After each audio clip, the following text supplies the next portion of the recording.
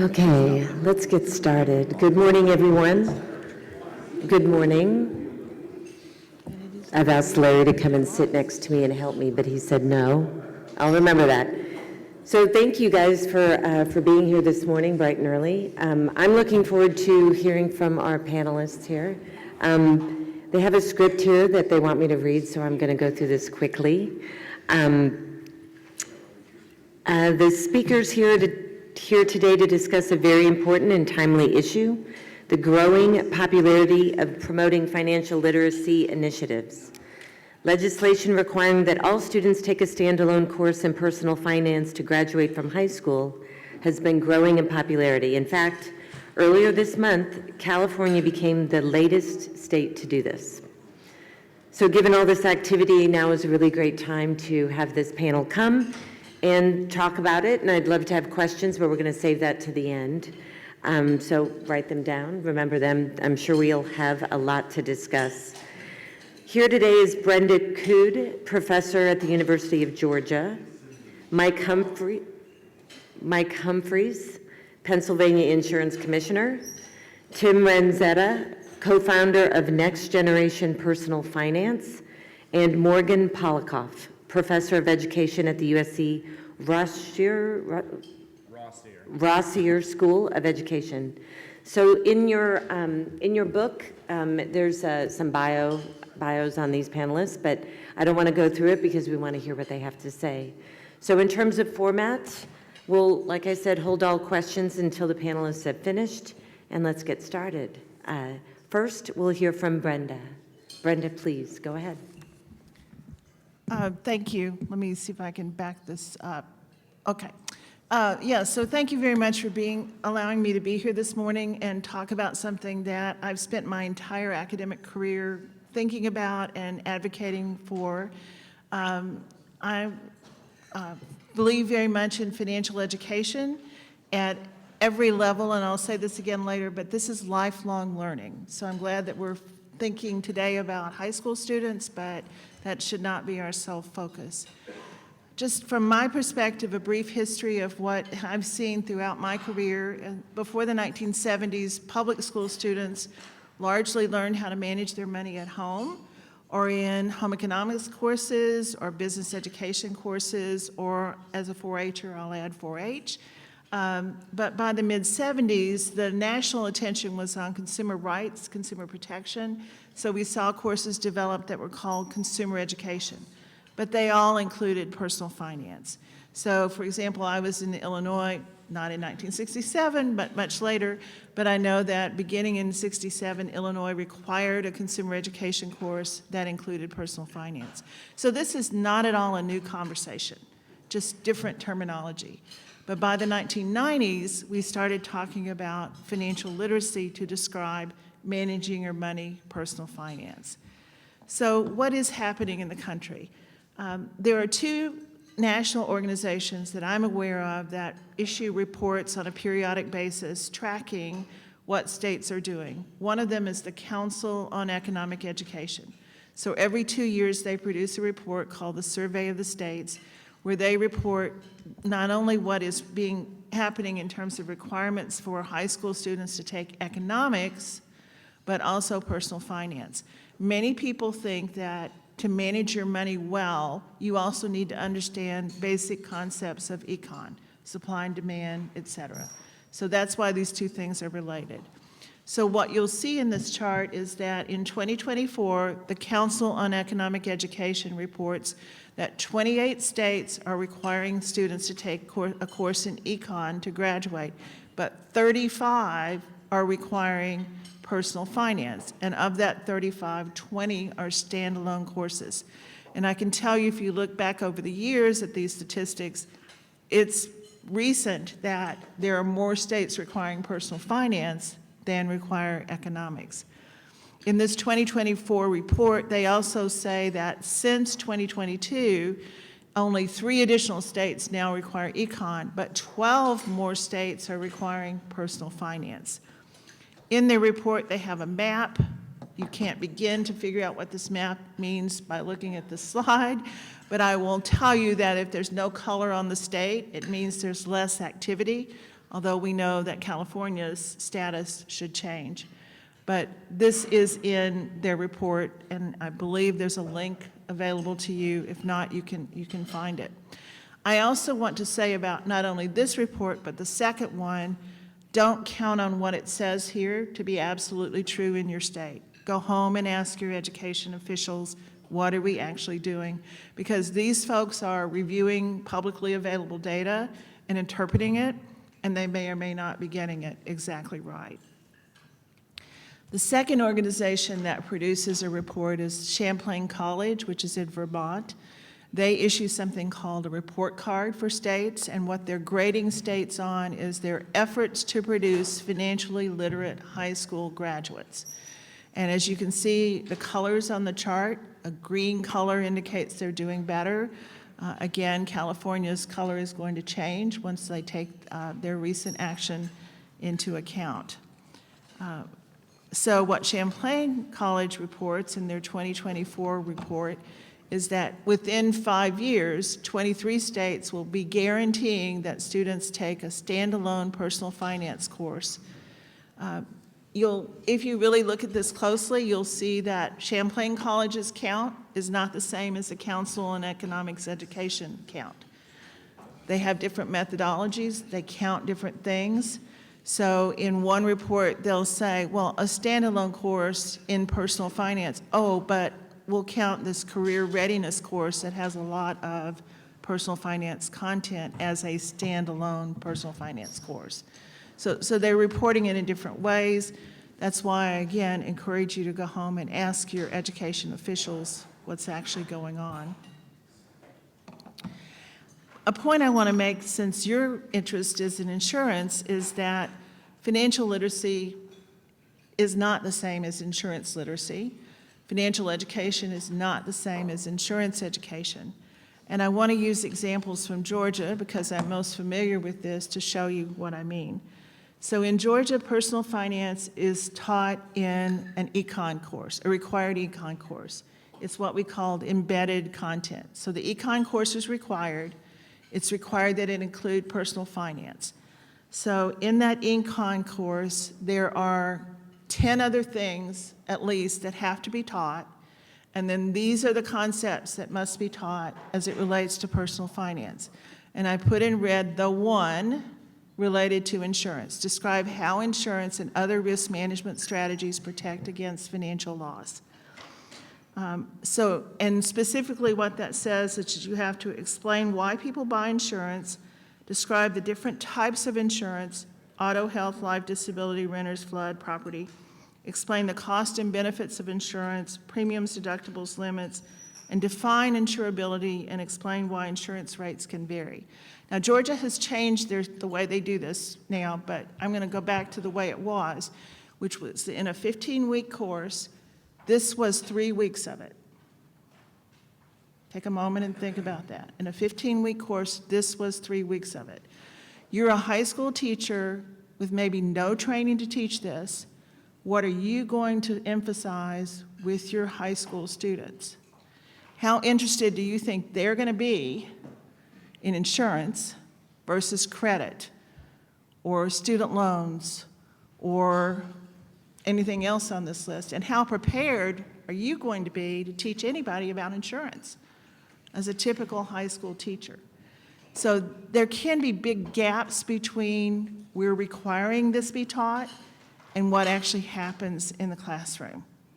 And I think that's where all of us could have more influence to help make sure that our intentions actually produce the results we expect. So what is the ideal mandate? I think both the Council on Economic Education and Champlain College agree that it's a standalone course. This is what it takes to earn an A as a state from Champlain College. Require personal finance instruction as a graduation requirement that's equal to 1 semester, half-year course.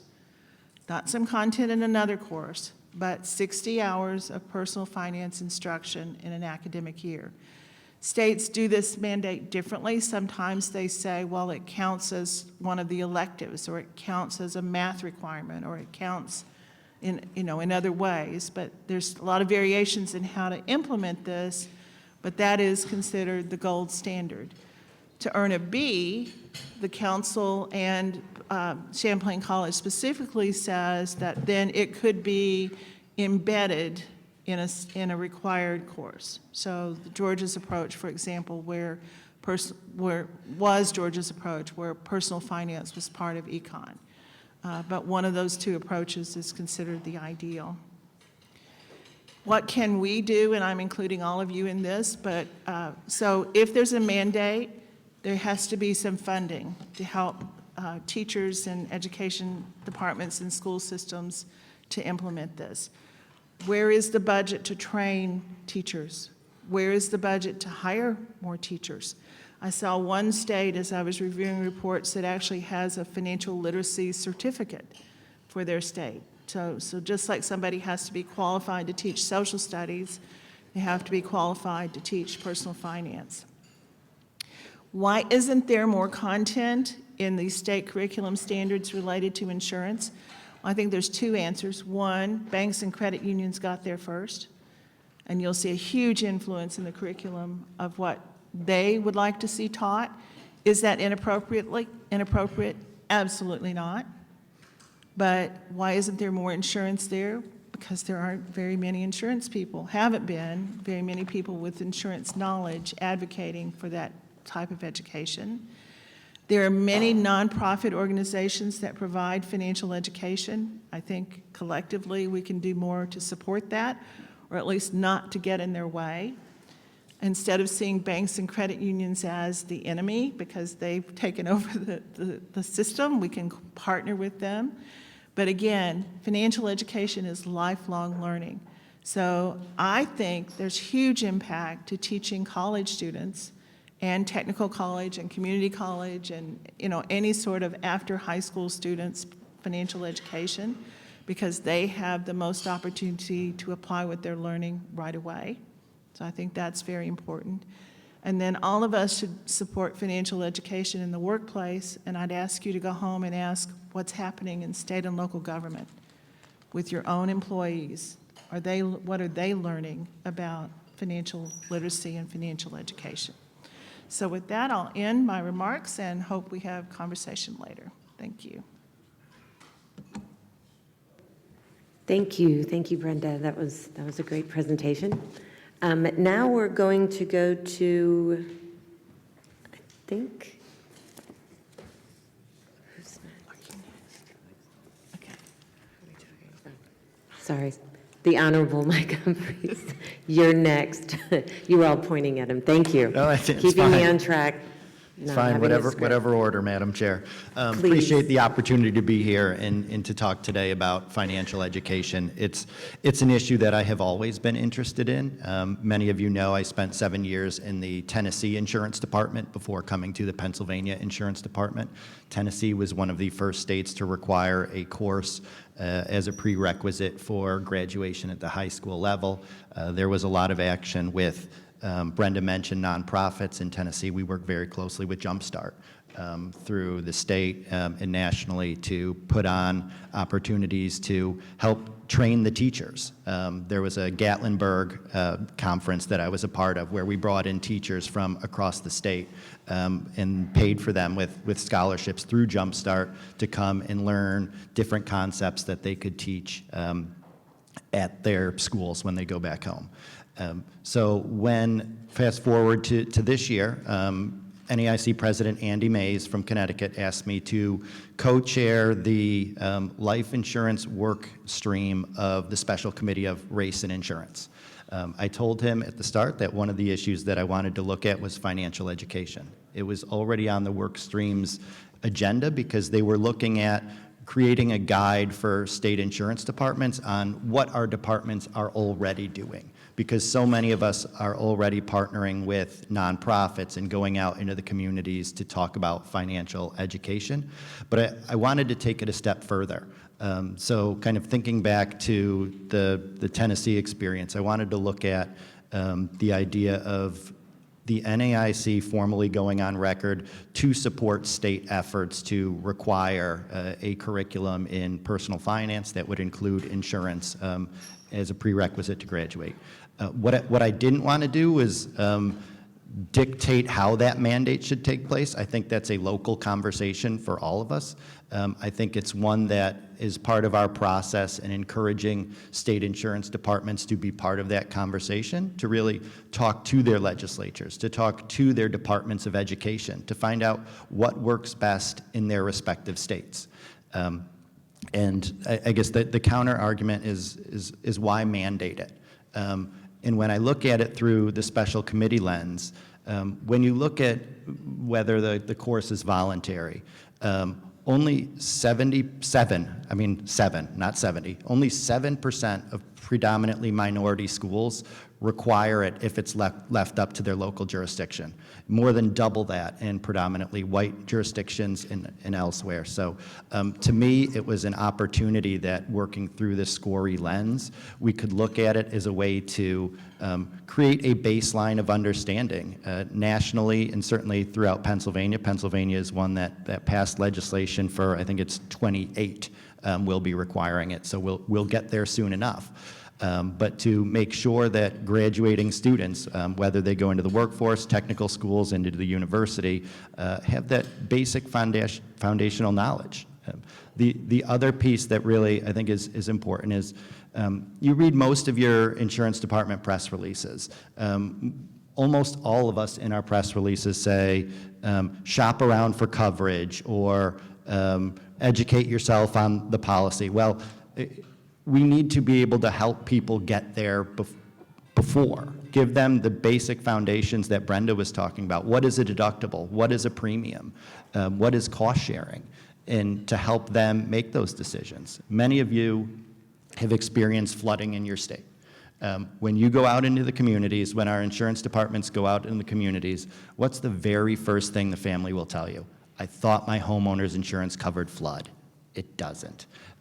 So just the idea of, from the very beginning, building this foundation of knowledge is kind of where we wanted to approach it from the work stream perspective. So we issued a proposed document calling for the mandated curriculum. We exposed it for comment. We got comments from, I think, the couple industries. Brenda suggested a number of edits that we incorporated, and the work stream has now approved that. So at least at the SCORI work stream level, the NAIC is on record as supporting insurance commissioners to work with you all, the legislature, and internally within our administrations to promote financial literacy and personal finance in particular. The next step for that would be to go to our full SCORI. I don't have a calendar for you on when it would go up to the special committee. It may be as early as this August meeting. It may not. Obviously, it has a full agenda. But really wanted the opportunity to come back here with you. We talked about this at the dialogue at the Nashville meeting initially, and really appreciate the interest in NCOIL and all you legislators around the table and kind of working with us and studying the issue further, because I really do think, and as another example, as the insurance commissioner, one of my neighbors was going to our state-based exchange. Wanted to look through the options for her and her family to purchase coverage. She had 88 options available to her. Now, separately, I'm the chair of our health exchange, and I'm looking at potentially options to reduce the plan options available to consumers, because part of what she was telling me is this is overwhelming. I have a hard time comparing the different plans, even in a very tech-savvy website that allows you to filter and compare plans, but you still have to have a basic understanding of what the sliding deductible means, what the different cost share as part of that process could mean. And I mean, it took us a good hour just to walk through her different plan designs, and she wasn't ready to make a decision at the end of that. But I think the point there is just the education, that just the hour that we had where I could walk her through some of these proposals, and she didn't have an opportunity. She hadn't been one that graduated with a financial course. I myself was not. I went to high school in Western New York.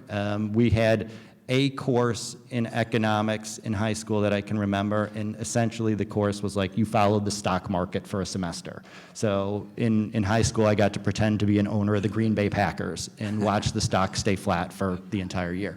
But at least we were following to see kind of what that meant in the paper. But I didn't have a basic understanding of insurance. I didn't know much about insurance until I joined NCOIL as a staff person out of grad school. With no insurance experience going into that. And that's having gone through grad school. I think a big part of that is you look at numbers from like T. Rowe Price. 60% of our families don't feel comfortable talking to their children about financial matters. 40% don't specifically want to talk about money.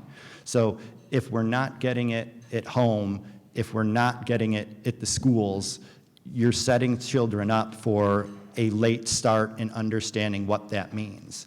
And we all know kind of struggles with financials and what that could possibly mean. NCOIL knows better than ever anyone. I mean, it could impact your credit ultimately. What do insurers use to rate on the property casualty side often? In other words, credit scores. So, I mean, there's just a cascading impact of starting earlier, understanding what we can do about our own personal finance, understanding the basics of insurance that I think could really set students up for more success earlier in life, less of a learning curve when they come out of high school. So appreciate the opportunity to be here, appreciate any opportunity for Q&A at the end of this, and really just thank you for my time, and I'll turn it over to whoever's next.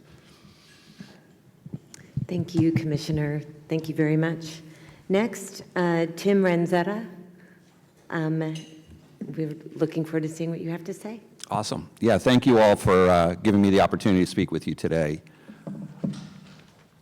I am here today because it was almost exactly 13 years ago I volunteered to teach a personal finance course in East Palo Alto, California, which is about 400 miles from here.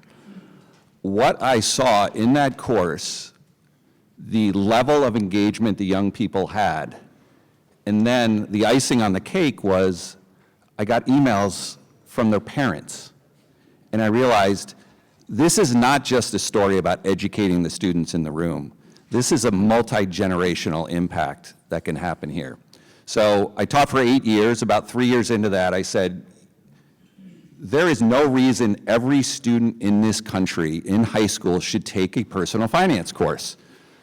There's curriculum that's available. There's teachers that are eager to teach it. So I created a nonprofit, Next Gen Personal Finance. We've been at it for a decade now. Over 100,000 teachers use our curriculum on a nationwide basis. I think more importantly, and the professor talked about this earlier, teacher professional development. If you wonder why this wasn't taught in the past, it's because nobody was investing in teacher professional development. So we have trained over 17,000 teachers who on average have invested 25 hours with us to learn about insurance, to learn about investing, to give them the content knowledge and the confidence. And the beautiful thing about it is now there's a trifecta. Students, parents, teachers. Teachers tell us they now understand things like index funds with their 403B plans. They see their own financial improvements in life. So again, Next Gen Personal Finance, a decade old, with a goal of every high school student in America getting this course. So you've seen the numbers before. We're actually a third organization that measures the growth in financial education. So I won't spend a ton of time here other than to say the momentum is extraordinary.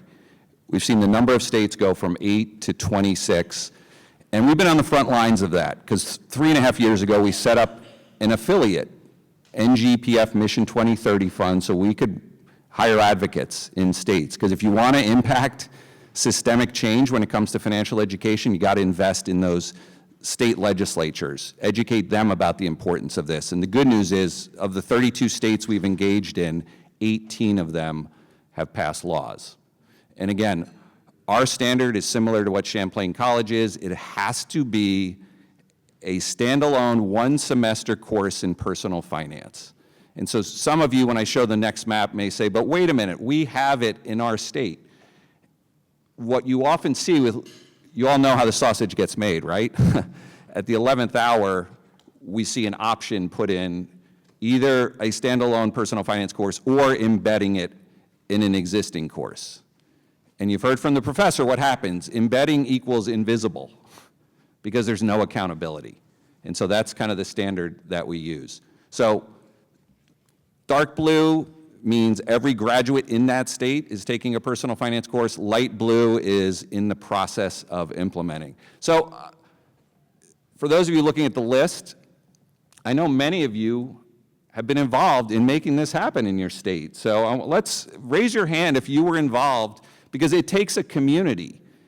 This does not happen. Let's recognize the folks who've been involved in getting those 26 states up there. Awesome.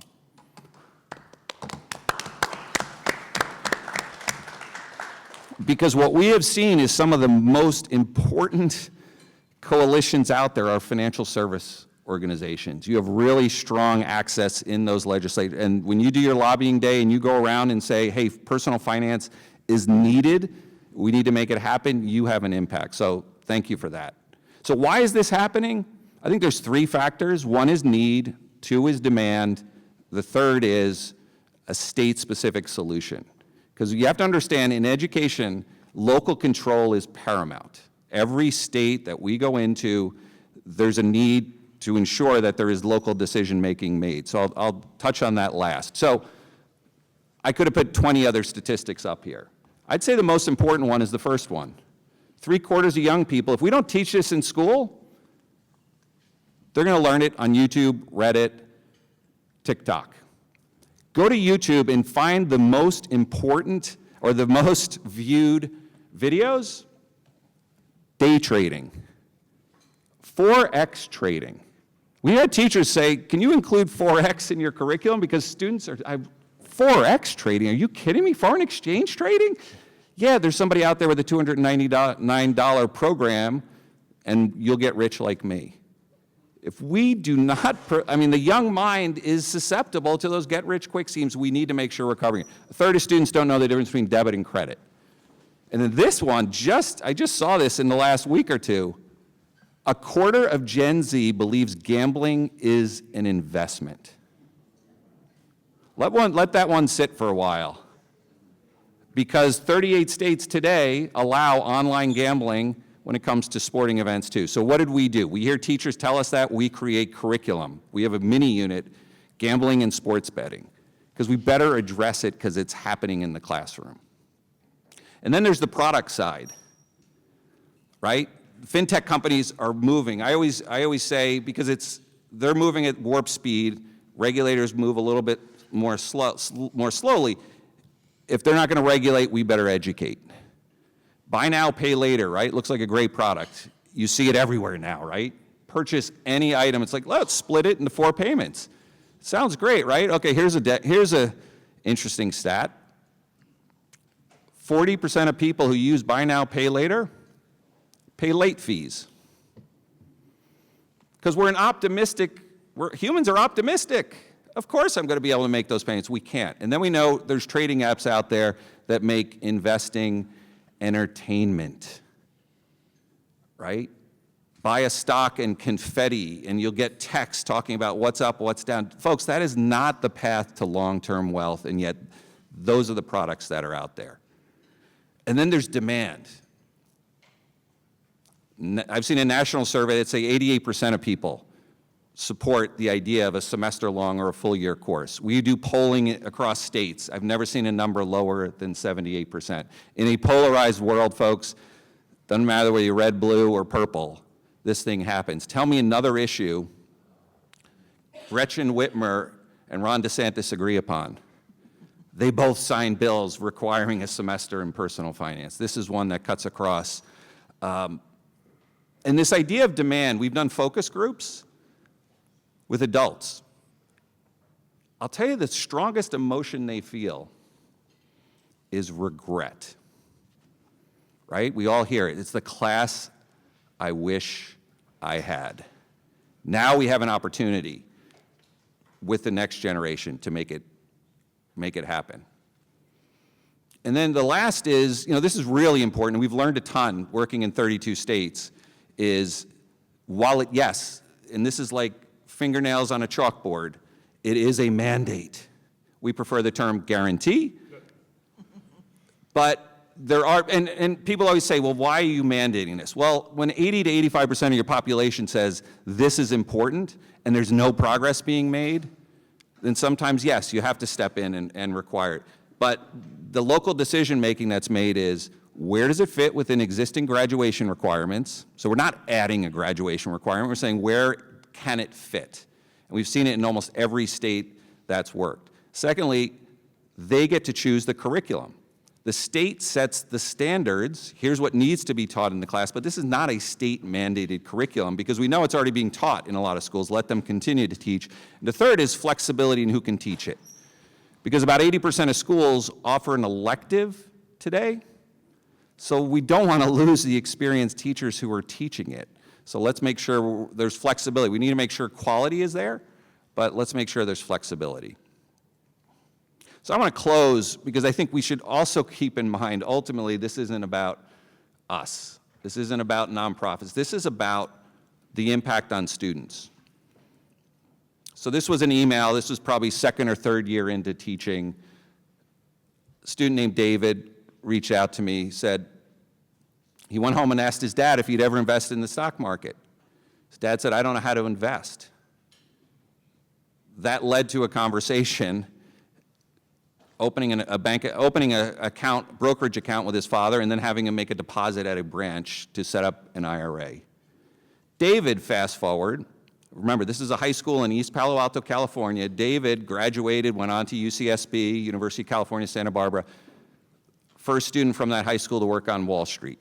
He's currently on Wall Street. And that's an anecdote, I get it, but there are anecdotes like that happening across the country. This is a life-changing class. I just want us to watch this short minute-and-a-half trailer where you're going to hear from some other students.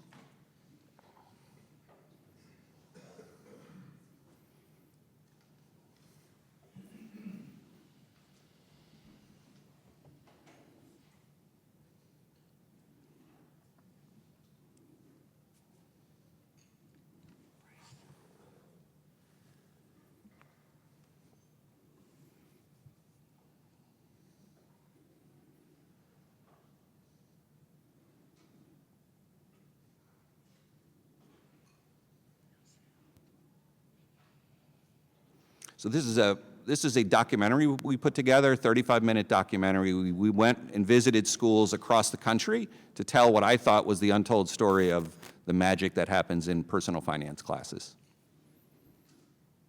With personal finance, you take everything that happens in the real world and you bring it into the classroom. It's important to learn about it while you're in high school instead of graduating out of college and having no idea. You don't want to leave college and then be in debt, and sometimes that debt can follow you for the rest of your adult life. When my mom was in high school, she didn't have a class like this. I couldn't just ask my parents questions about like banking or finances because my parents hadn't gone through any of that. Since my family didn't talk much about money, I actually didn't know anything at all. I didn't even know investing was a thing. I didn't even know financial literacy was a thing at all either. This is really the only class that we're given that's this applicable to real life. I've learned how to calculate a mortgage. I've learned what ways credit card companies try to trap you. These little skills right now that don't seem like they're so fundamental, in the long run will really help you out and allow you to live your life the way that you want to live it. I 100% think that all high school students should take this course. I don't know how someone could be successful without knowing how to manage their money. If you want kids who know how to not be in debt, what a credit score is, what kind of credit card options there are out there, if you want them to be more knowledgeable, safer with their money, as well as be better spenders, then personal finance is a must.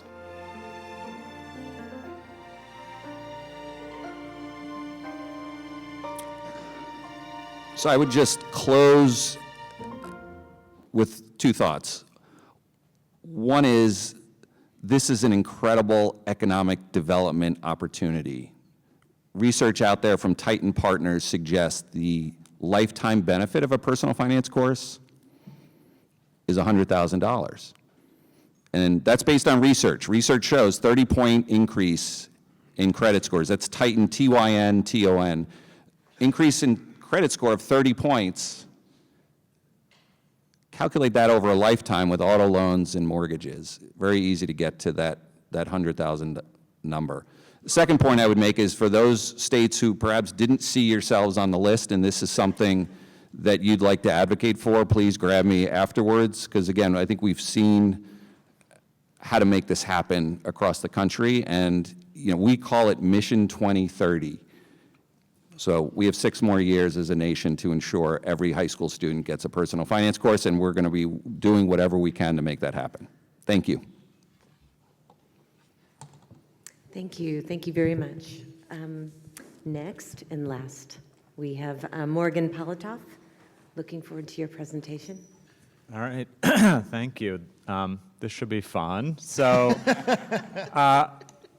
this is the first presentation I ever gave that started with a tweet. I wrote a tweet about how I thought the financial literacy ballot initiative was a bad idea, and then a journalist said, hey, you should write an op-ed about that. So I wrote an op-ed about that, and then Will reached out to me, because I think I was one of the only people who actually advocated against the financial literacy ballot initiative.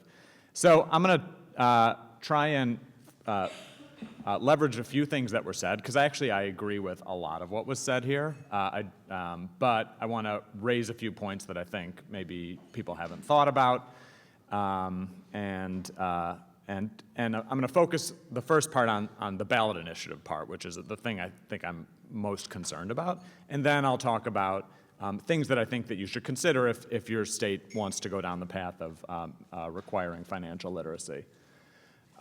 So financial literacy is good. I don't think that well, I'm sure we're all in agreement on that. Lots of people don't understand lots of things about how money works.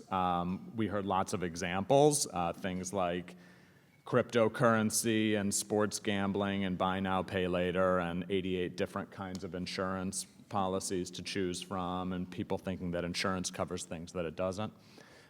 So financial literacy is good. A lot of people need more financial literacy. We can all agree on that. But ballot initiatives to change education policies are bad, and I think that they're bad because they set a bad precedent. So we might like this initiative, and this initiative which was leveraged to get the state to enact a policy on its own. But we might not like the next one, right? So some other person could come along with a ballot initiative on, mandating something that we don't like, say, mandating a policy that school districts out their LGBT kids to their parents. And that might be something that people want to vote for, but that's not really how we should make education policies. Prior ballot initiatives have severely harmed California education. I don't think this one will, to be clear, but Proposition 13 completely decimated education finance in the state of California. It was popular, and it hasn't been repealed, and it's very, very difficult to repeal these ballot initiatives. Proposition 227, which banned bilingual education, again, very harmful to principally Hispanic students in the state of California, was on the books for over 2 decades because it was passed at a time when that was popular. And non-education ballot initiatives have been harmful too. Proposition 8, which basically forced me to go get married in a different state because California banned gay marriage due to a proposition. So ballot initiatives are bad as a general rule. My rule of thumb is I vote against every ballot initiative because that's not the way that I think that we should do policy. And they're particularly bad in education because voters don't know much about education policy. And this is true of parents, not just lay citizens. So, back in the day, Common Core was a big topic. We don't talk about it too much anymore, but charter schools are another big topic. And I've directed state and nationally representative surveys for a long time. And people don't know what these policies are. People commonly have misconceptions about, for instance, 50% of voters thinking that Common Core required more testing than prior standards, which was false, or 42% thinking that states were required to adopt Common Core, which was false, or 42% who thought that most charters are for-profit, which is false, or 39% who think that charters are allowed to charge tuition, which is false. So people have a lot of misconceptions about education policies, and those misconceptions then are related to their support for public policy. So their particular policy positions are going to be affected by this misinformation that they have. So a more recent example is we all heard about critical race theory a few years ago. Ron DeSantis liked to talk about that. We polled people on what Americans on what critical race theory was, and across the 8 items, it was basically a quiz. Americans got an F on every single item. Not more than 60% of people could identify the tenets of critical race theory or the ones that weren't. So people just don't really know very much. They also don't know very much about what's currently being taught in schools. It's not super important that you see the details of the topics here, but we surveyed Americans about what was being taught in schools. We asked them yes, no, and not sure, and the plurality answer on every single item was not sure, and this is true for parents as well as non-parents. So people don't really know what's being taught in schools. And so how can you make a decision about mandating some new course when you don't already know what's being taught? And of course, there are established means to enact policy changes. I'm sure Tim will tell you that they tried these for a very long time and they didn't succeed. But policymakers who do work on these issues day in and day out are much better positioned to pass rules in the context of existing policies. That is, to pass rules that aren't duplicative or conflicting. And so you can do things like lobby legislators, work with interest or advocacy groups to drive policy, or vote out politicians who aren't serving your interests. And California high schoolers already have to take economics, and that course covers many of the same topics as the new mandate. So we could simply sharpen the list of subjects that need to be included in the economics course rather than layering another partially duplicative requirement on top. Of course, there are also opportunity costs. You might know that COVID negatively affected American education. We had sharp declines in academic achievement and across the board, sharp increases in student absenteeism, student mental health. There are other things that schools could be focusing on, and layering another requirement on top could be a distraction from these other important trends. And, the best evidence on financial literacy is, I would say a little bit mixed. And Tim will point to maybe a more recent meta-analysis, which I had a chance to skim in the 5 minutes before this presentation. And I would say that my read of the evidence is that financial literacy does produce gains in knowledge, and to a lesser extent, gains in behavior, that those gains tend to taper off somewhat over time, as you would expect, and that the best financial literacy education is going to be just in time. There's some evidence that the gains are smaller for low-income participants than for the general population as well. And so I would say, not that financial literacy is necessarily a bad idea, but there are reasons why these effects aren't so large, and the previous speakers have raised some of them. So things to pay attention to, things like adequate teacher training, high-quality curriculum materials, not just standards. I would disagree with Tim on this, that a set of standards is very easy to say that you implemented, and also can require a lot of labor for individual teachers to try and cobble together a curriculum. There's no substitute for a high-quality curriculum material that a teacher can take off the shelf and mostly implement as intended. And then the last thing that I want to say is, again, we heard a lot of examples of things that are allowed that are bad for people. Sports gambling on your phone, it is ridiculous that we allow that, right? And government should make our lives easier. We should not rely on these knowledge interventions to help people figure out how to navigate our Byzantine systems. And something like sports gambling, which is obviously terrible, any rational person can look and see how negative the effects are immediately, and it's only been going on for a few years. That is bad, and the government should do whatever it can to stop that. Buy now, pay later. That is bad, and we should do whatever we can to not allow people to have late fees. Cryptocurrency, as far as I can tell, is only used to commit crimes and should pretty much be banned. I mean, I'm being a little bit provocative here, but only a little bit. And, this idea that, and we even heard a quote in the video, one of the students said, "I don't want to leave college and be in debt," and that could be wrong.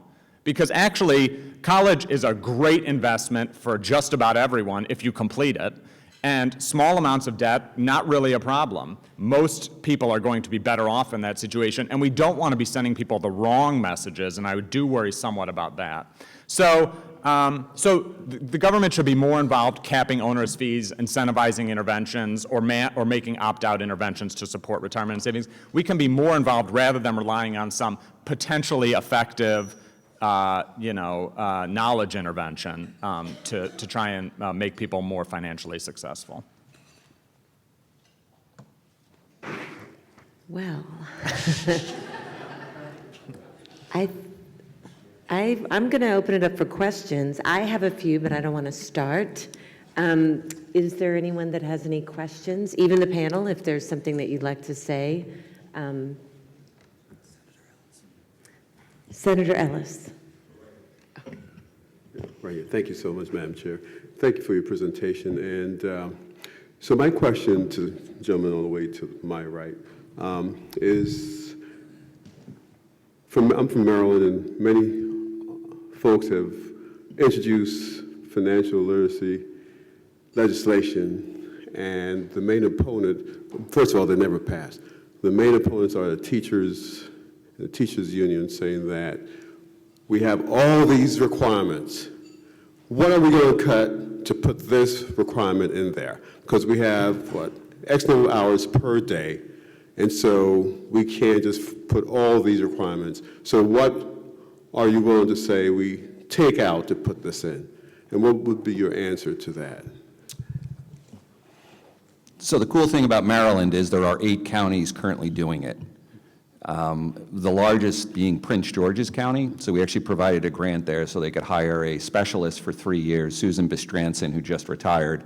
I think what they did in Prince George's, and it's going to be different. I think they took it out of electives, perhaps. But there's 8 examples already, and I think Montgomery County is the other that currently they've been considering it for about 3 or 4 years. So you may see the change happen from the bottom up, district by district, versus the state. Because we've been involved in Maryland too for several years, and are as frustrated as you are that kind of progress hasn't been made, and the same bill gets introduced year after year after year. Yeah, so there are 24 jurisdictions, counties, plus Baltimore City in Maryland. So 8 out of 24 is a small percentage. So it'd be best if we do it like on a statewide basis. So are you saying we should just rely on the counties to do it, not even try at the state level? Yeah, I mean, I think when the definition of insanity is doing the same thing over and over again, and I think you've seen it and are getting frustrated. So the other is trying to find support in other areas. Like where else is there leverage in, can you get the governor behind it, right? Is that something that, so I think it's kind of choosing different strategies to figure out, okay, who are the powers to be, because there hasn't been. I distinctly remember we had calls with leadership in Maryland, and they're saying at the very outset, which told us we shouldn't continue to fight there, that saying we're not in favor of this, we're not going to let it go anywhere. So, the key is a bill sponsor that believes in their bones that this is critical, and they're not going to waver. So you need a really strong bill sponsor, and then you got to make sure you get it through the Education Committee. That's your first stop, the Education Policy Committee. So having the chair on board, but it's probably figuring out a different power center. But again, there's an argument to be made. While it's only 8 out of 24, I bet if you did it on a percentage of student basis, it's probably over 50%. Okay. So yeah. I think there's Thanks. models. I think it's, there's a concept we use in behavioral economics called FOMO. And it's a little bit creating the fear of missing out. And actually, when you look at a map, Maryland is surrounded by states that are doing it also. So I like the framing, why are we withholding this critical information from students? Thank you. Thank you. Representative Tedford, you had a question? Thank you, Madam Chair. Question I had was, I noticed 32 states that don't have a mandate. Not complete correlation between the states that are doing well with financial literacy and those that have a mandate or not. So the question I would ask is, in the absence of a mandate, these states that don't have one, are they, without a mandate, teaching financial literacy anyway? And so talk a little bit about what data do you have out there about the states that don't have a mandate, and what are they doing to teach or not doing financial literacy? Yeah, I think the short answer is they're offering it as an elective. So, I think the numbers in our last study, and our study is based on going into course catalogs for 11,000 high schools across the U.S. And so I think we see it in most course catalogs, but it's in there as an elective. So if it's not mandated, and the numbers with electives, unfortunately, are very low. Like other states that offer just an elective, you see numbers like single digits in terms of the percentage of kids taking it. I would also argue you're perpetuating the gender gap, because the natural folks who are going to sign up for a personal finance elective, unfortunately, are predominantly male. And I would just add that, as I said earlier, financial literacy has always been taught in some courses, like what we used to call home economics. Now we call it family and consumer sciences, or agriculture, or career preparedness, but a lot of those courses are going away. They're getting squeezed out of the school curriculum. So does it mean that it's never taught or taught well in those states without a mandate? Absolutely not. But you're leaving it up to chance. I guess that's what I would say about it. If you don't have a mandate, you leave it to chance.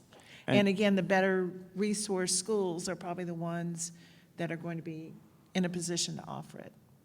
Yeah, I was just going to add her final point, which is that any time you allow for inequality in American education, I mean, it's kind of the defining characteristic of American education is inequality. And so anytime you allow for, for local control in this way, what you're going to see is the most advantaged districts are offering, and the most advantaged kids in the most advantaged districts are taking.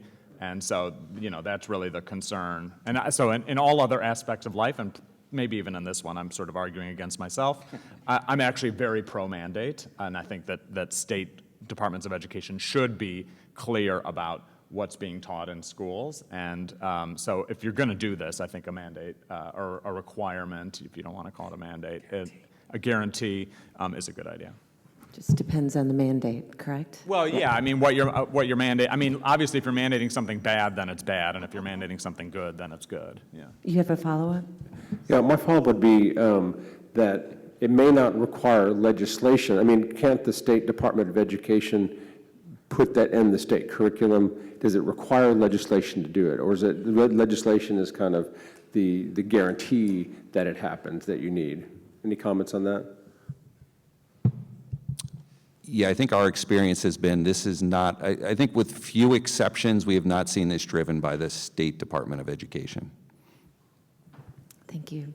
Thank you. Senator McConkey? Hi, thanks. Dan McConkey from Illinois. I'm on the Education Committee, and we've dealt with the personal the first your bill over the past couple of years. One of the things I guess I'll comment was in looking at the map that had Illinois on there. We have no mandate, and we were a B score. We have 852 school districts, and as a result of that, I mean, we're not doing very bad in regards to this. One of the things I guess I was most surprised by not hearing today was I heard no data about what the result is when you go through this education. And I didn't hear anything about what is considered an ideal length of time for such education. There was a reference at one point about semester long or even year long. I will tell you, there's like no way in God's green earth that'll happen in my state, given the plethora of mandates that we've already loaded onto our local school districts. And there was reference to the fact that this is sometimes a subset and as little as 3 weeks. So can you comment on this gulf between what seems to be bad in what was stated, 3 weeks is not enough, and either the necessity or benefit of semester-long or even year-long courses? Well, I would be the first to admit that research on this topic is lacking. Of course, the teachers aren't going to do it. The state boards of education aren't going to do it. So it calls on someone to come in from the outside. But the first question I would ask you, if you said, let's design a research project, is what are the outcomes? What do you want to see happen as a result of this? Is it taking a test to demonstrate that they have more knowledge. Well, I can show you that research, but does that really matter? Is that the outcome we want? I can show you research that shows that in states with a mandate, the credit scores are higher. I don't remember how many years later, but years later, the credit scores of young adults in that state are higher, let's say 10 years after they graduate high school, than in states that don't have that mandate. But what do you want the outcome to be? And just like everything else, how do I prove to you that it was the course that made a difference? Because there's so many other factors. And just personal opinion, a semester is the right length as far as I'm concerned. And there's a reason that all these reports agree on that. But Tim wants to add to this. Yeah, I think it's just the comprehensive nature of the course in terms of why a semester and not 3 weeks. And I think the second piece is this class is best taught hands-on. It's not me standing in front of the students with a PowerPoint. I can zip through all the standards, but they're not going to remember anything. And so I think you got to give it the space to breathe. And so I think our experience over 10 years is that a semester, there are many teachers who teach a full year course, but a semester is about the right length. I'd be happy to share with you a long list of outcomes because there is the 30-point credit score. There's students likely to make better decisions about higher education finance, so taking out federal loans instead of high-cost private loans, less likely to take out payday loans, more likely to plan for the future. I mean, we have teachers, there's a teacher here in Los Angeles area, El Segundo, he's got a chart on his board. People say, you can't get kids to think about the long term. Well, you ought to go visit Christopher Jackson's class because he's got a banner on the wall with 30 students who've invested in IRAs. These are 95% of these students are low income, free and reduced lunch. So it can happen.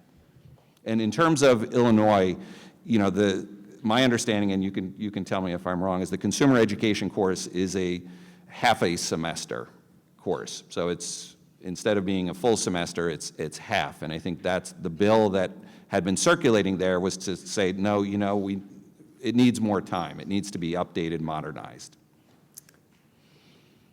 So real quick follow-up on that. Why? Why is half a semester not enough, but a semester is? I guess I would look at our semester course and say, what topics are you willing to take out?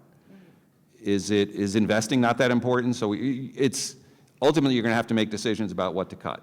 And I would argue when you look at the 11 units in our curriculum, they all hold together and are, and the minute you say, okay, cover the same topics in the same amount of time, then you have to teach it in a very different way. Because I think the way this class should be taught is fun activities. Like we have students get out of their seat. We call them move activities. We have the arcade where they play games and then reflect on the experience of those games. And I think, I guess the other thing I would say is ask teachers. You don't hear a lot of teachers saying, I wish you had less content. We have a trimester course. I can tell you the ratio between the usage of our trimester versus our semester course is about 10 to 1. Thank you. Representative Meredith? Thank you, Madam Chair. And I would kind of echo what you're saying with a mandate of a little bit longer term course. I work in financial services. I've been a loan officer in a bank for 20-some years now. And we have truly lost a foundational group of a generation with their knowledge of these types of things. What I will tell you that I've seen, and you mentioned, do you take investing out of that equation? I don't think you can, because what I see in the folks who are maybe 10, 15 years older than I am, they never had the foundational knowledge of how to invest in 401ks and IRAs and those kinds of things, and they have nothing in savings for when they get to retirement. And that's a struggle for that group. But I will tell you, with the younger generation that I deal with now in the 20s up to the early 30s, many of them have no foundational idea of looking at anything from a financial standpoint because their parents didn't teach them to them because they weren't comfortable with it, and they got nothing. I mean, we argued on the House floor in Kentucky this year a cursive writing bill. And I would have never believed that I would have stood up and spoke on that. But I had a 22-year-old young man come into my office to borrow money to buy a truck. He didn't know how to sign his name. And that's the reality of foundationally where we are by taking on all these advanced subjects that we have mandated in our education system and removing the basics that we've lost. And as I say that, I also have to take a little bit of exception and say that I'm a little personally aggrieved with Professor Polikoff. I was the architect and leading sponsor of the sports wagering bill in Kentucky. And I will tell you, based upon your assertion about that, we should just go back to Prohibition in the days of Al Capone as well. All right, so you're really going to hate me in a second, because the thing I'm actually most known for is I wrote an op-ed about how cursive mandates were stupid. This was about a decade Maybe ago. you could teach your students how to do that in your college courses then. Well, I mean, signatures are ridiculous. I mean, like, the idea that a signature is a security device is kind of ridiculous today. But anyway, setting that aside, congratulations on your bill. I think, listen, there's no question that people need more financial literacy, but I think, again, the government can also play a role in solving many of these problems rather than leaving it up to a course. And we just know that education interventions are not as effective as, not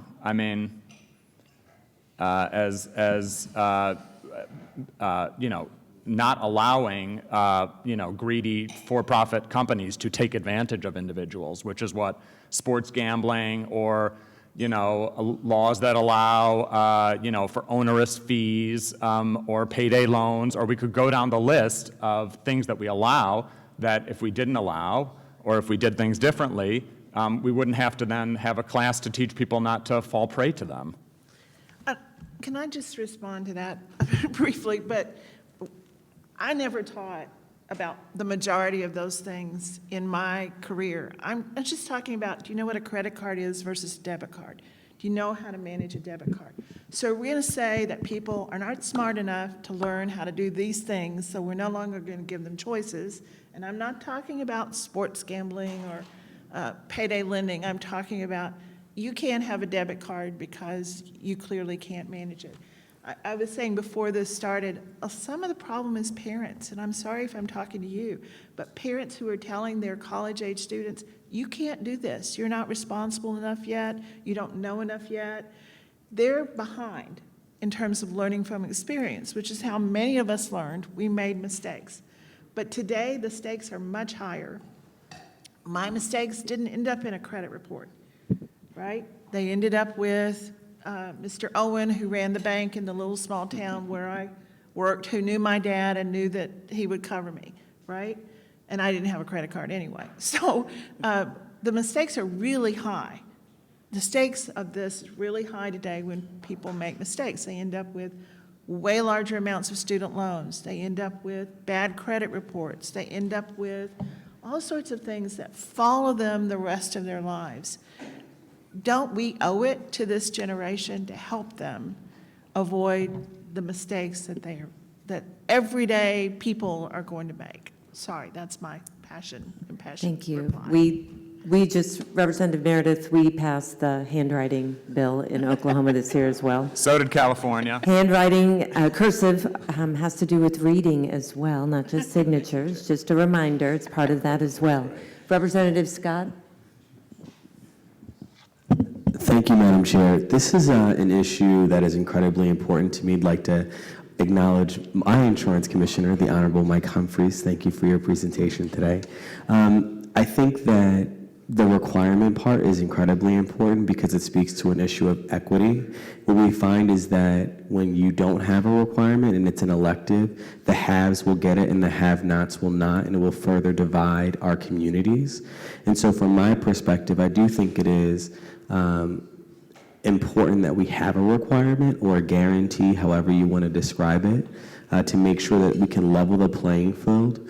We all know, and the data shows, that nothing stops a bullet better than a job, and there's no better anti-violence initiative than making sure that the financial viability and the hope attainment of individuals will stop those things. And I think that this is a precursor to that. The fact of the matter is you have young people today in the communities that I represent who have parents who don't know how to write a checkbook, who have parents who don't even have checking accounts.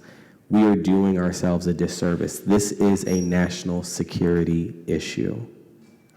full stop.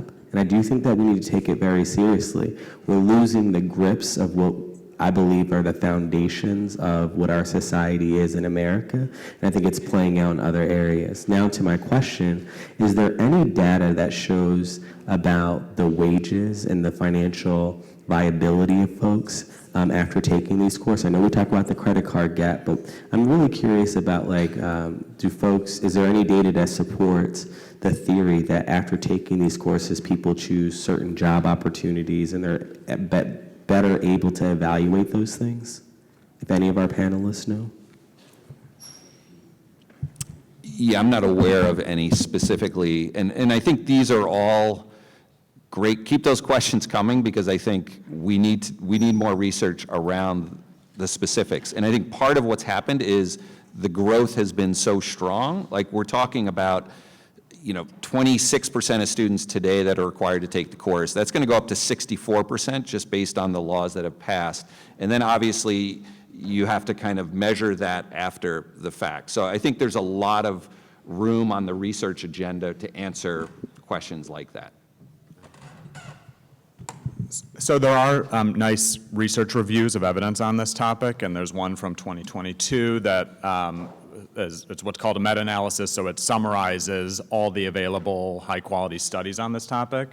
And so I would encourage you to look at that. I'm happy to send you that if you would like. I don't think that wages are usually an outcome in these studies. Usually it's more like knowledge tests, but also then debt is one, credit ratings, saving behavior is another outcome. And I'm looking at it right now, and it says treatment effects on budgeting and saving behavior are larger than those concerning debt behavior. So there are other kernels in here. I think in general, these studies are going to be limited by education research just in general struggles with, what are the outcomes that we might want to be able to measure? How do we have good measures of those kinds of things? How do we track people over time? And so also, and to get back to the previous question that was about the optimal length of the course, again, that's a very tough question to answer empirically, right? Because in the large majority of cases, these are going to be semester courses because that's how schools are structured, right? And so you could say, well, what's the optimal length? Well, more is better, we know that, but there's going to be diminishing returns, of course, and so the literature is just not really set up to answer those kinds of questions very convincingly. Thank you. Representative Oliverson? Thank you, Madam Chair. I kind of want to build on my colleague's comments from Pennsylvania, because he and I are very much in agreement on this. A few years ago, I became aware of a crisis of payday lending and what that's actually doing to families and communities, particularly those with lower education, lower socioeconomic status, and how many Americans are literally trapped in a cycle of what I would refer to as indentured servitude for a principal balance of less than $1,000 that they literally can't ever get out from under and it all started because they had no savings, no credit history, so they were unable to get a loan. And some minor event happened in their life, and their only solution was to take an advance on the payday or to do a title lien or some other kind of thing, and so now they're just stuck. And I know that American Express has had a pretty ambitious program to try to get people out of that cycle of poverty, as well as Walmart actually recognized that this was affecting a lot of their consumers. And so what I'm curious is, I always thought that, having heard all this, that the best solution would be to sort of go to the tree, so to speak, and actually fix this problem before it started by educating people of the importance of building credit and using normal financial institutions instead of, just sort of having your money in a coffee can and going paycheck to paycheck, but actually opening credit and being so that you're in a situation that you can avoid these things. Do we have any data that shows what effect financial literacy courses have in terms of reversing this trend of, being entrapped into this whole, aggressive lending business that we see? Yeah, I'm aware of one study from a Dr. Melody Harvey out of University of Wisconsin, specifically that a personal finance course reduces the likelihood of choosing those high-interest loans that you're talking about. So I think that report is probably 2 or 3 years old, but pretty strong evidence. Because to my way of thinking, if you're not getting this in school, Then you're not getting for it. this group of Americans, then you're just not getting it, right? And then that cycle continues for another because it's generationally taught, right? There's a distrust of financial institutions for good reasons, historically. And so it just perpetuates. And so I think our only chance to break that cycle is to reach the children while they're in school. And I'm just curious if my hypothesis is borne out in fact. Well, I think that is an approach, but I also want to note that financial education does not solve problems that are really income inequality. It's not going to give me more money because I learned what a credit union is. If the true problem is lack of opportunities or lack of income, lack of money, lack of available money, maybe because generationally, money was not the only resource I relied on. It's family and friends and neighborhood. And if those resources are not available to me, and that's what I was counting on, now I'm really stuck.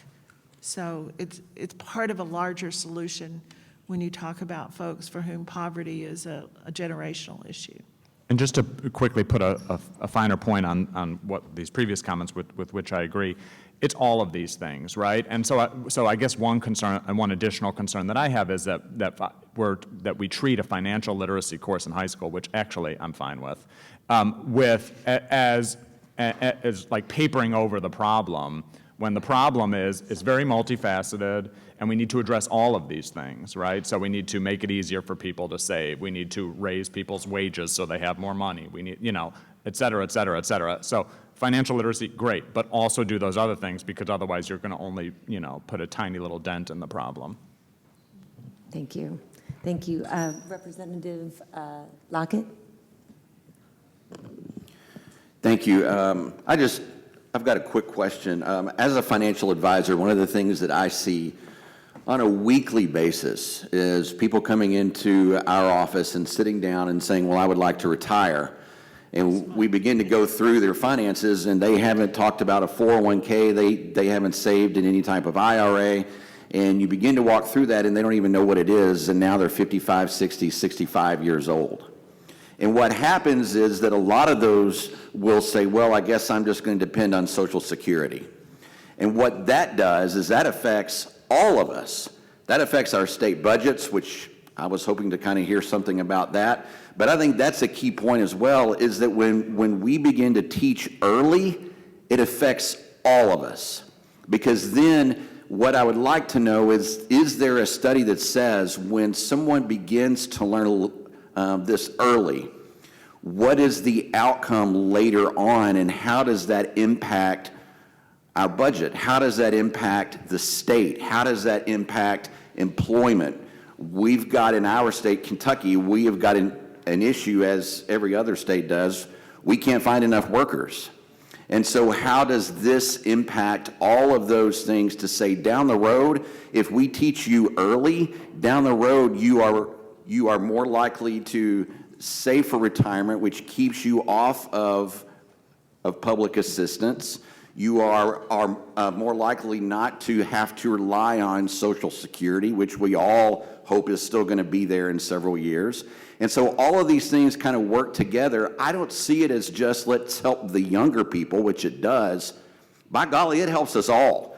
And so I would like to see that. So the question is there any data, is there any study that says if we begin this early, this is the likely outcome for the state? So I'm going to answer your question in one way. So what you're calling for is something called longitudinal research, something where we could follow a person who we knew was exposed to a high school course and ask them something when they're 20 or 30 or 40, and that's just not possible. Right? You can imagine the logistical issues of that. I wanted to even follow my college students and ask them something 6 months or a year later. Where are they? I mean, this is difficult. The best we can do is looking at the kind of study that we did, like, okay, you were in this state when you were high school age, Now we know this about you. We can't directly connect it to your high school experience. I think it's not just for the individual person. No, I get it. I understand what you're saying, It's but like a cohort. is there something that says, okay, since X state began teaching this, Has something changed? what happened to Medicaid assistance 10 years down the road? right. Has it gone down? Has it gone up? What is the effect on the overall Right. state? And I'll let Tim answer in a minute, but I also want to point out that as a researcher then, how many other things might also explain that, and how do I control for all of those? But the point I want to make is that financial education is not just about teaching knowledge. It's attitudes and behaviors as well as knowledge. And there's a lot of emphasis on knowledge in the curriculums, especially. It's a lot about knowledge. But I think it also, and behaviors, that's where the time comes in. I calculated if I talked as fast as I could, I needed 15 hours for a semester to teach a college level, cursory high level, but that's not going to get it. What I need to do is change your attitude about your personal responsibility and your belief you can do it, your belief that it matters. I never talk to college students about planning for retirement. I talk to them about planning to have choices in the future. I don't know if they'll ever retire. Will college-age students ever have a retirement? I have no idea. Do they want to have choices about what they do when they're 50 or 60 or 70 or 110? Of course, I know that. That was far more motivating than talking about, did I teach retirement planning? Of course. Did I call it that? No. So, Tim, maybe you have a response, and Morgan. Yeah, I think we're still early in terms of these mandates coming out. I do know, I had a conversation with Dr. Urban, who's a leader in this field, and I think there's some real exciting research that's in the process, because now you have these state mandates. You can do A/B tests. This state has it, this state doesn't. What is the difference? I mean, I'll say anecdotally, Utah was state number 1. The reason they did it, they were the national leader in bankruptcies. Go check to see where they are now. I will tell you they're not number 1 anymore. And that's, they've been doing this, they've been at it for about 20 years. So that's one case. I will say anecdotally too, when you ask teachers, what do students have the strongest emotion about, what activity that you do? Give them a compound calculator, compounding return calculator. Oh, you save $200 a month for the next 40 years and you earn a market return, 6, 7, 8%. It's pretty dramatic. So I think that's, we build that into, and I guess the other thing is we do a little bit of scared straight where we say, what % of people over the age of 75 are still working? Is that what you want? Because that number is one of the fastest growing in the US, that cohort. So a couple different ways to attack the issue. Thank you. Representative Tedford, you had another question? Yes, thank you for allowing me another question. So in sitting here this morning, I understand that investing in the principles of saving are a subset of financial literacy.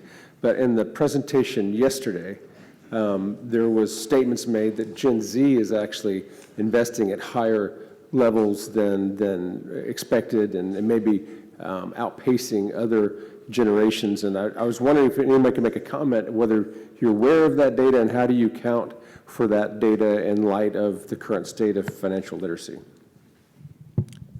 Yeah, I think the short answer is the thresholds, number 1, being able to trade stocks is commission-free, fractional shares being the second. I think they've really lowered for as little as $1. You can invest in the market. And I think that's a good trend. It's a blessing and a curse, right? It's a blessing that we've opened the doors to access. And we have to the educators in classrooms have to really fight that misconception that investing is just for rich people. Because it used to be like if you had a $20 commission, you weren't going to trade if you only had $50 because you'd get eaten up by that commission.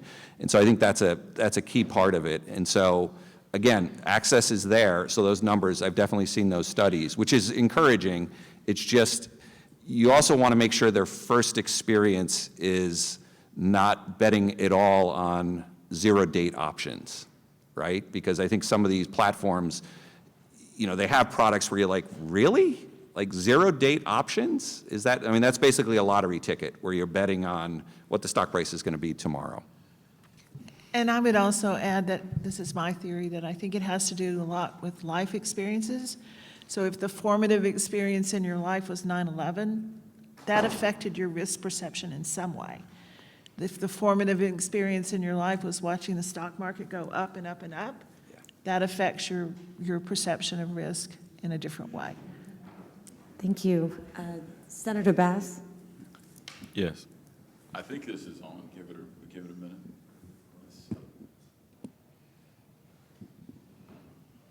Try and be smarter than the equipment. All right. I guess my question is right now, the reason we have 10 brand new people here from Louisiana is insurance is the #1 polling topic. But when I hear things like greedy for-profit companies, you know, credit used for insurance ratings, you talked about the right mandates to teach in school. I guess my question is the perception in our state that those greedy for-profit companies include insurance companies? And also, we just went through a 9.5-hour joint meeting between 4 different committees trying to come up with a solution for our auto insurance crisis.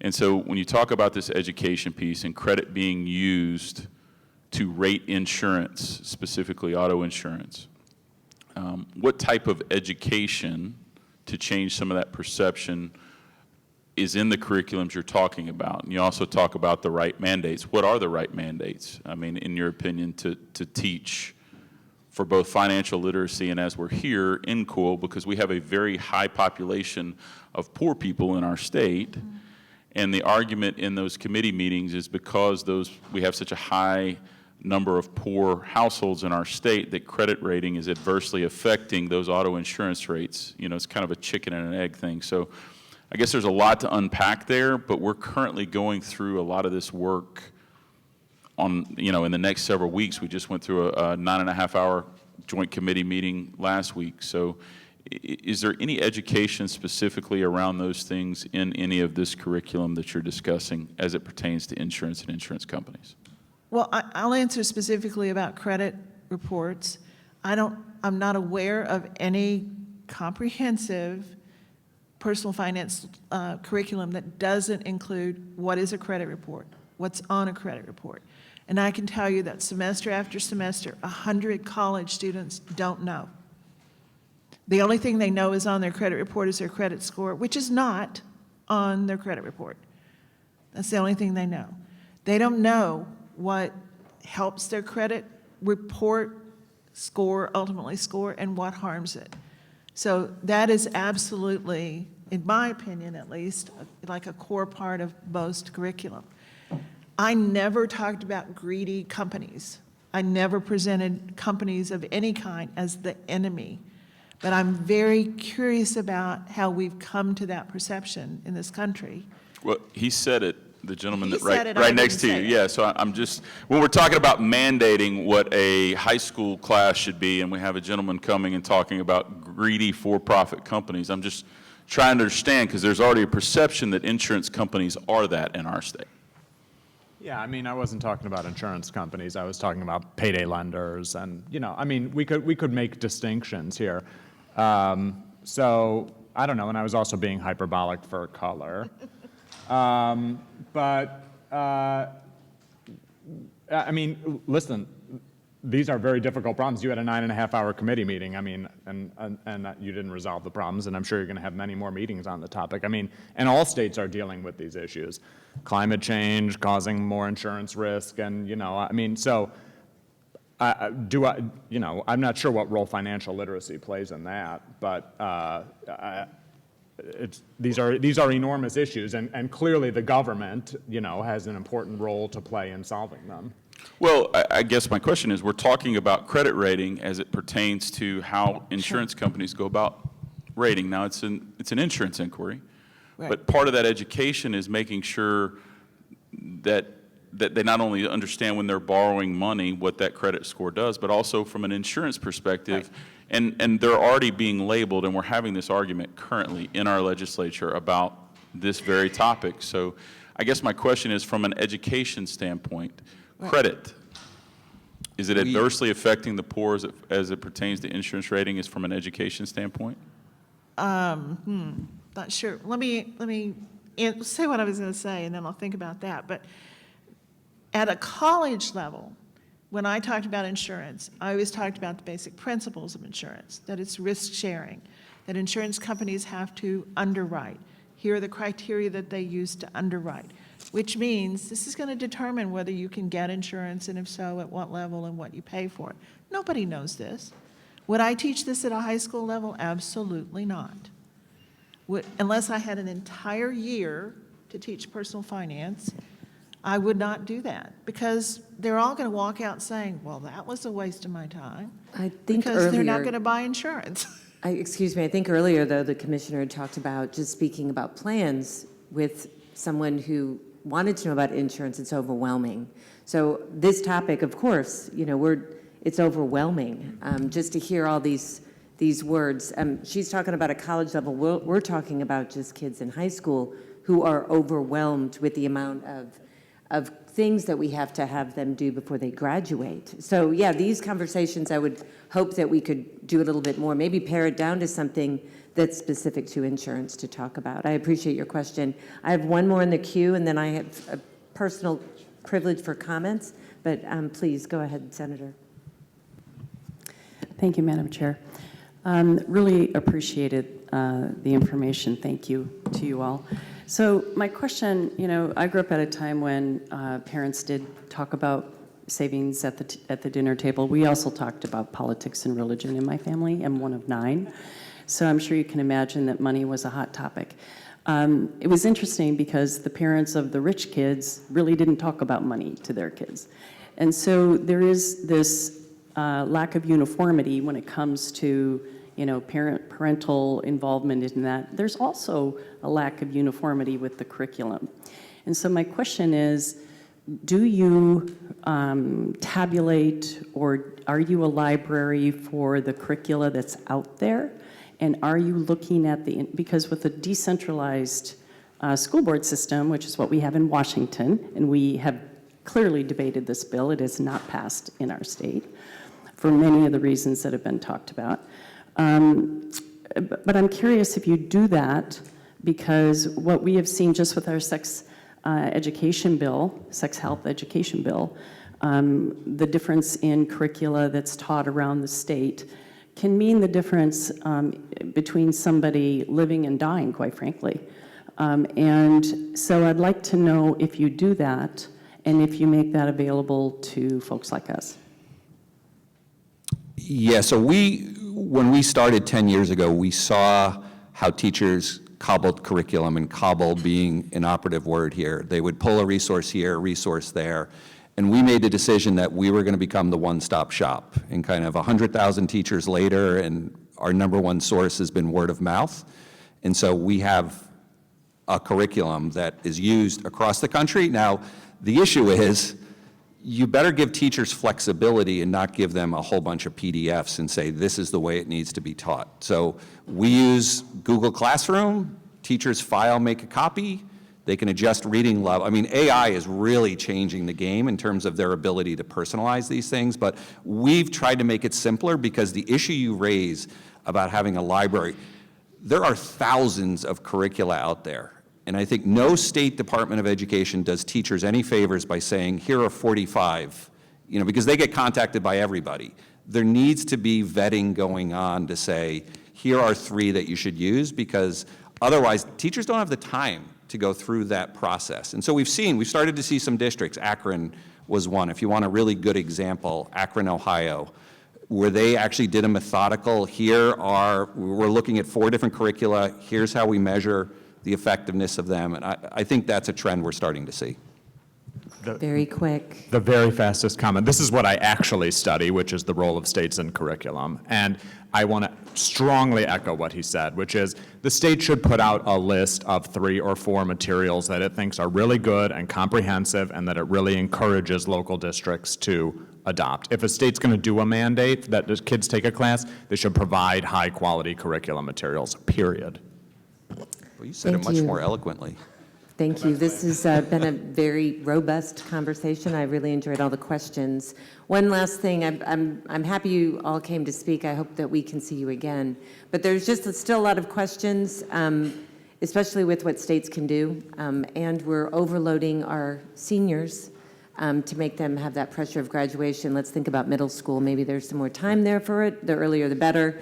I heard budget said only twice, which is a real key point if we're talking about financial literacy, which if you ask people if they know what that is, they don't know. Some towns, small towns in Oklahoma, I brought this up before, saving is a loaf of bread and a gallon of milk. And so we have to remember that starting off and talking about how some families have never saved before, don't have the wages that we should be paying them to save, that we have to talk about budget and these things a little bit earlier. I do appreciate you guys bringing all of your expertise here. I hope we get to do this again. Thank you, and we'll get ready for my colleagues' leadership in the next section. Thank you.